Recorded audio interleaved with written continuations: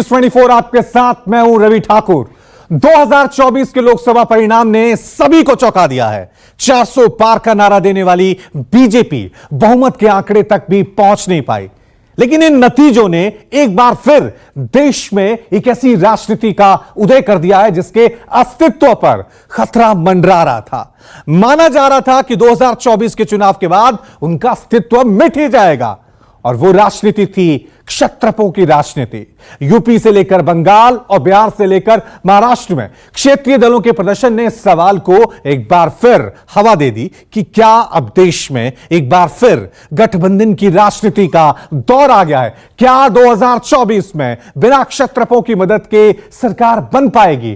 तो ऐसे में आज देखिए अब की बार क्षत्रपों की सरकार।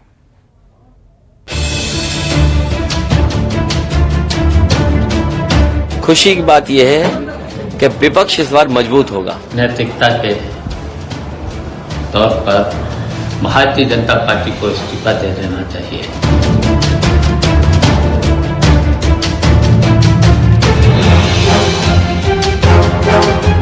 दस साल में मोदी जी ने कोई हिसाब नहीं दिया, तो जनता ने उनको सबक सिखाया। स्टेप डाउन तो मोदी जी ने करना चाहिए।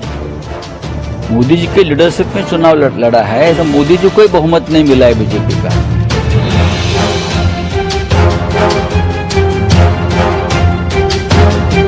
बीजेपी बातें बड़ा है, इतना जब्ती करने का बाद भी इंडिया जीता है और मोदी हारा है।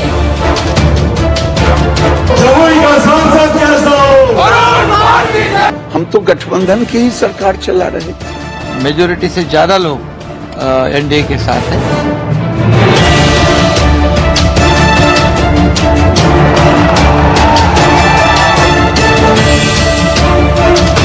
...2024 के लोकसभा चुनाव के नतीजों ने सभी को चौंका दिया। सभी विश्लेषकों के दावे हवा हवाई हो गए। जो चुनाव एक तरफा लग रहा था वो कुछ ही पलों में एक रोमांचक मुकाबले में तब्दील हो गया, और आसानी से बहुमत हासिल करती दिख रही बीजेपी पार्टी को नतीजों के अंत में गठबंधन की सरकार बनाने के लिए मजबूर होना पड़ा। इन नतीजों ने उस धारणा को भी तोड़ दिया जहां कहा जा रहा था कि पीएम मोदी के नेतृत्व में बीजेपी क्षेत्रीय दलों के अस्तित्व को खत्म कर देगी। इन नतीजों ने न सिर्फ सत्ताधारी दल को आईना दिखाने का काम किया है, बल्कि भारतीय राजनीति में क्षेत्रवाद के स्थायी महत्व को भी उजागर किया है। खुशी की बात यह है कि विपक्ष इस बार मजबूत होगा और विपक्ष की जो आवाज है वो दबेगी नहीं। और वहीं कई महत्वपूर्ण सवाल हैं जो चुनाव में जनता के बीच में रखे गए थे। सबसे बड़ा सवाल यह अग्निवीर की नौकरी का। जिस प्रकार की गंदी राजनीति के खलनायक देवेंद्र फडणवीस थे महाराष्ट्र में, उसका पराभव जनता ने किया है। बीजेपी 23 सीट थी, 9 पर आई। उसके जिम्मेदार देवेंद्र फडणवीस है। पार्टी तोड़ो, misuse of power, misuse of agency, राजकीय विरोधकों को जेल में डालो, हाँ, उनके ऊपर गलत तरीके से इल्जाम लगाओ। ये सब है हमारी महाराष्ट्र की परंपरा नहीं थी राजनीति की। बीजेपी के नेतृत्व वाले एनडीए ने लोकसभा में भले ही बहुमत का आंकड़ा छू लिया हो, लेकिन सबसे ज्यादा सीटें मिलने के बावजूद बीजेपी का सत्ता पर काबिज होने का सपना देश की 2 महत्वपूर्ण क्षेत्रीय पार्टियों के समर्थन पर टिका हुआ है, जिसमें बिहार से नीतीश कुमार की जनता दल यूनाइटेड और आंध्र प्रदेश से चंद्रबाबू नायडू की तेलुगु देशम पार्टी यानी टीडीपी शामिल है। ये गठबंधन न सिर्फ क्षेत्रीय दलों के बढ़ते प्रभाव, बल्कि भविष्य में देश की राजनीति में क्षेत्रीय दलों के उदय की शुरुआत है। लोकसभा चुनाव 2024 में उत्तर प्रदेश, पश्चिम बंगाल, महाराष्ट्र, तमिलनाडु, आंध्र प्रदेश, केरल में क्षेत्रीय दलों का एक बार फिर से प्रभाव बढ़ा है। ये क्षेत्रीय पार्टियां या तो सरकार बनाने की स्थिति में हैं या किंग मेकर की भूमिका में हैं। लोकसभा चुनाव के नतीजों से पहले इस बात के कयास लगाए जा रहे थे कि देश की सियासत से अब क्षेत्रीय दलों का अस्तित्व समाप्त हो जाएगा। 2019 के लोकसभा चुनाव में जिस तरीके से भारतीय जनता पार्टी ने बम्पर जीत हासिल की थी, उसके बाद ये कहा जा रहा था कि आने वाले वक्त में क्षेत्रीय दलों का अस्तित्व संकट में पड़ने वाला है।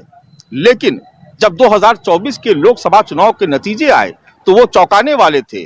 स्पष्ट हो गया था कि देश की सियासत में क्षेत्रीय दलों का सहारा लिए बगैर किसी भी राष्ट्रीय दल की गाड़ी आगे नहीं बढ़ सकती। ये बात भी साफ हो गई है कि क्षेत्रीय दलों को साथ लिए बगैर दिल्ली का सिंहासन हासिल नहीं किया जा सकता।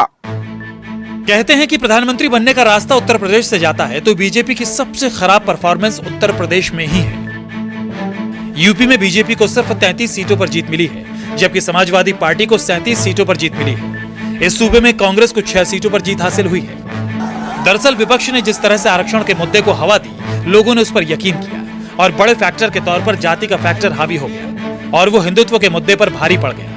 बीजेपी हिंदुत्व के जरिए जाति समीकरण की काट करती रही है, लेकिन बीजेपी की कोशिश के बावजूद भी काउंटर पोलराइजेशन नहीं हुआ और मुस्लिम मतों का एकीकरण हुआ। जाति एकजुट हो जाती है तो ना विकास का मुद्दा चलता है, ना ही हिंदुत्व का। यही वजह है कि ग्रामीण इलाकों में बीजेपी को अपेक्षित परिणाम नहीं मिले, क्योंकि वहां पर जाति का मुद्दा हावी रहा। उधर समाजवादी पार्टी की बंपर जीत से ये बात साफ हो गई कि यूपी की राजनीति में क्षेत्रीय दलों को दरकिनार नहीं किया जा सकता। साथ ही इस बात से भी इनकार नहीं किया जा सकता है कि वो यूपी ही है जिसकी वजह से बीजेपी पूर्ण बहुमत से दूर रह गई। उत्तर प्रदेश की जनता ने मुद्दों पर वोट दिया और जनता के मुद्दों पर चुनाव। जनता ने अपने मुद्दों पे मतदान किया और भारतीय जनता पार्टी की बड़ी हार उत्तर प्रदेश में हुई है। जो अखिलेश यादव वाले नेतृत्व वाली समाजवादी पार्टी के प्रत्याशी, अगर विधानसभा बाद अगर देख लिया जाए